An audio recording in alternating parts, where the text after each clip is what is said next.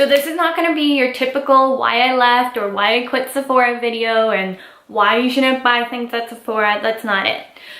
These are just tips that I feel like anyone, like whether you've never purchased at Sephora or you are a Baby Rouge for like how many years, that's not it. It's something I feel like anyone can know. Like anyone can know this information, or anyone should know this information, and it's really helpful. Yeah, and these are also like a lot of things are in my opinion, so if you get offended by it, then I'm sorry. So first thing, hygiene. This is like one of the biggest things that really got to me. So there's two ways that you can contaminate a product. Actually, there's pretty much one thing, but one of it is once you've opened the product, it's contaminated. It's been exposed to air. That's why on packaging you can see like the little open jar sign, and it'll say a number and like an M for a month. Once you've opened it, it's been contaminated because it's exposed to air. And then two is when the product touches anything but the product itself. So your skin, your hands, your lips, your eyes, like it's contaminated. And a lot of times, like you think, oh, this is just a lip balm, like I can just stick my finger in there, grab some out, and then try it on. Or this is just a lipstick, I can put it on my lips and try it out. It's there for me to try it out. Yes, it's there for you to try out, but you don't know what's happened to that product before you've touched it. I've seen so many cases where like people with questionable looking like red eyes like put mascara like right onto their eyes, and then the next person, they'll come in and use that same mascara, or that eyeliner, they'll tightline and then use it. Like, or even sometimes I feel like people don't realize when you use a disposable lip wand or a mascara wand, once you've dipped it in and you use it, you need to throw it out. If you re-dip it into the product, there's literally no point of you using the disposable wand at all. It goes to the same case, like would you use a Q-tip like in your ears and then offer it to the next person to use? Like it just doesn't work that way, right? So it shouldn't be the same thing for makeup products because it's touching like open surfaces, right? Why am I saying right so much? But you get the point.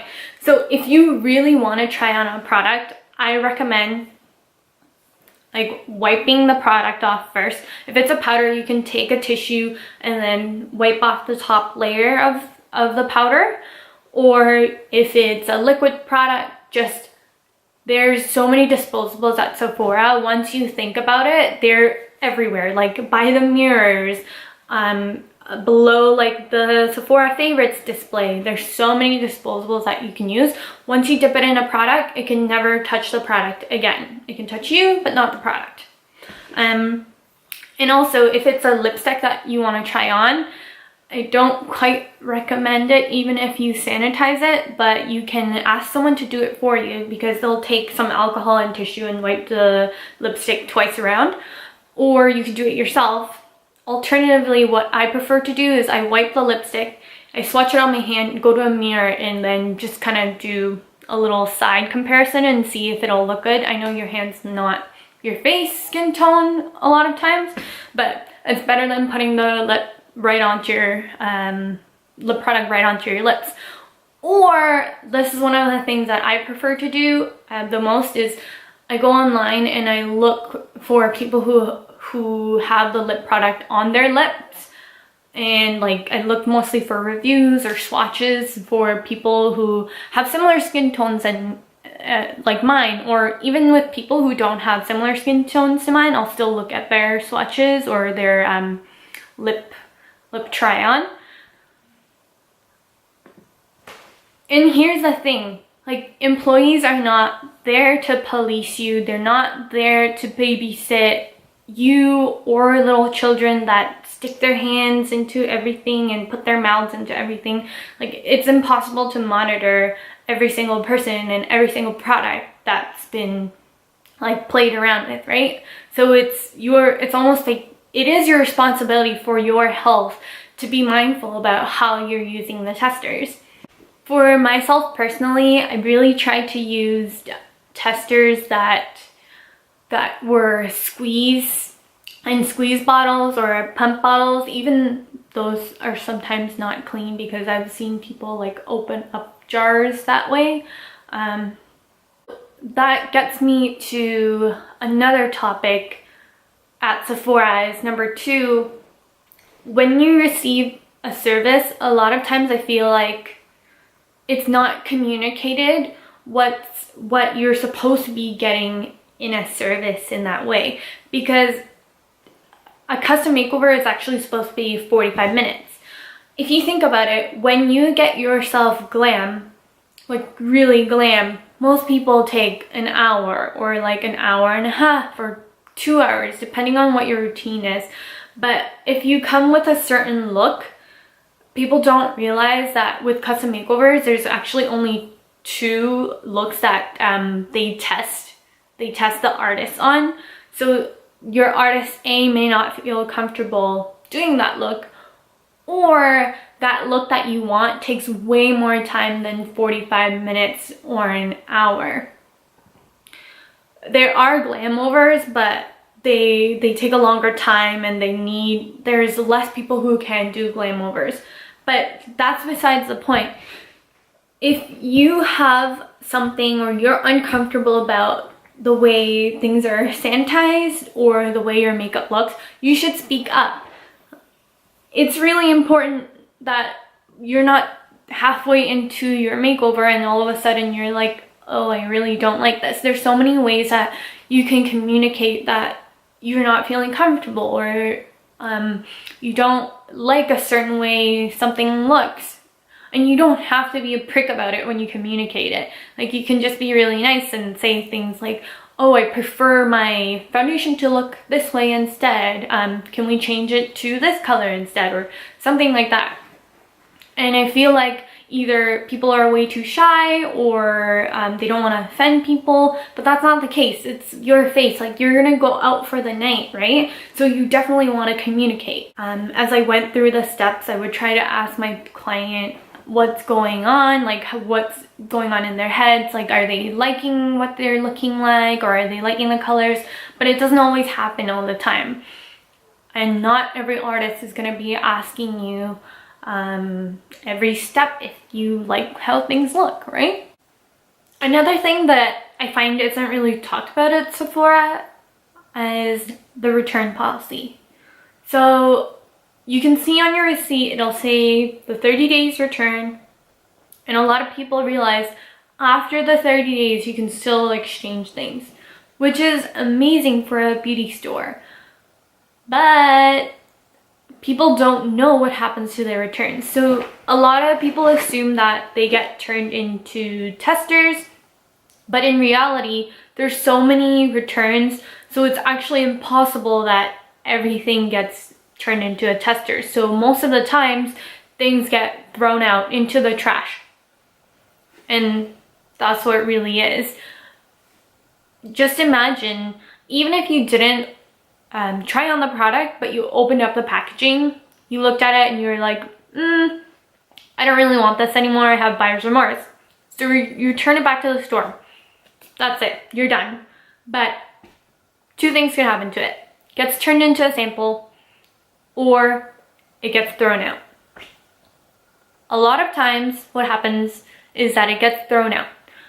When they don't really return it back onto the shelf, because you wouldn't really, if you're shopping, you wouldn't really want to, I don't want to generalize, but a lot of people, they don't want to pick up a product that you can see the seal's been broken. It can be a perfectly good product, but if the box is misshapen or it looks like it's been tampered with, a lot of times, even for myself too, I prefer to reach for the box behind it that looks like it's been untouched. So that's why a lot of times it won't go back onto the shelf.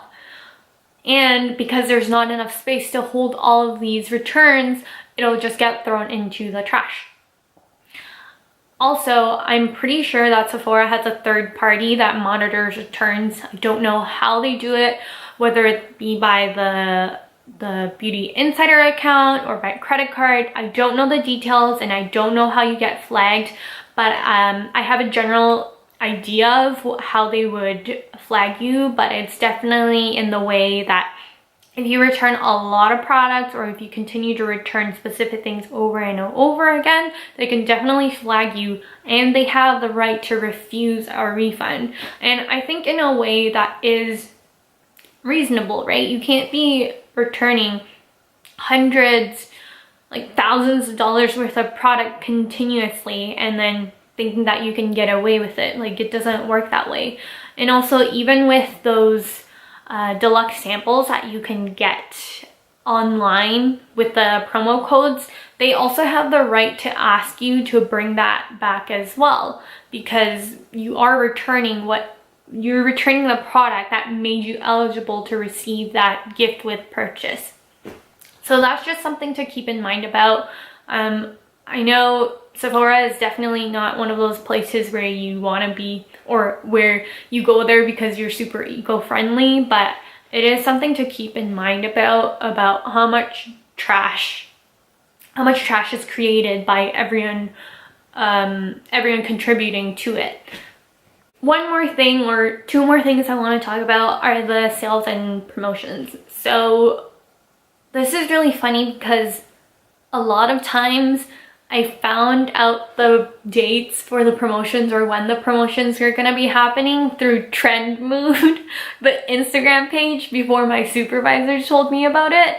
And I think it's, in a way, how Sephora wants to just like pop that surprise on you. Oh great, we're having a sale kind of attitude, which is fun, but also it sucks if you bought a product prior to the sale and then like the day after it's like, hey, we have a sale and you can't, technically we can't honor you the price kind of thing. I mean, you can return the product and then purchase a brand new one, but that also feeds into the idea of like less waste. A good tip in general, if you are, even with the regular Beauty Insider, the lowest level of the membership, there are sales and they typically happen in April and November. Or if you have a friend, you can be like, hey, are you VIB? Can you hook it up kind of thing? Even though you're not supposed to, but you get my point.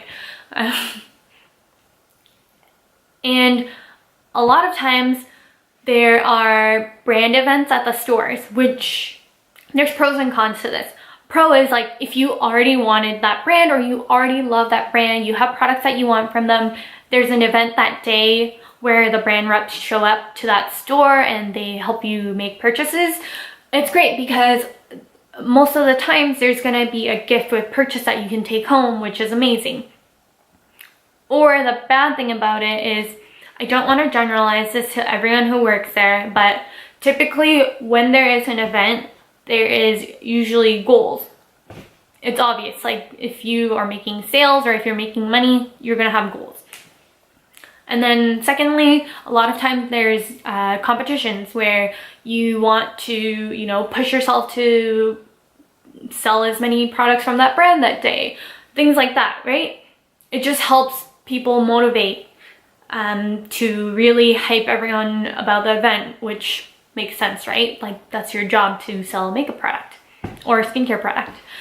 So same thing. I don't want to generalize this to everyone, but there are times where they will recommend you a product where, oh, I really don't want to say this wrong. They may be recommending a product from that brand that's having that event that day versus a product they might have recommended on a day where there wasn't an event. To clarify what I'm saying, basically on a regular day they might be recommending a certain product to you, but then on that event date they might be recommending a similar product or a different product because there's an event that day, right? And that's not always a bad thing, but sometimes it may sway you from what you originally wanted, which, I mean, I guess in a good way falls back to the return thing. They have a really generous return policy and you can exchange it. I feel like I've rambled enough already. I could talk so much about Sephora. I truly enjoyed my experience there, especially from the friendships that I made with people with my coworkers.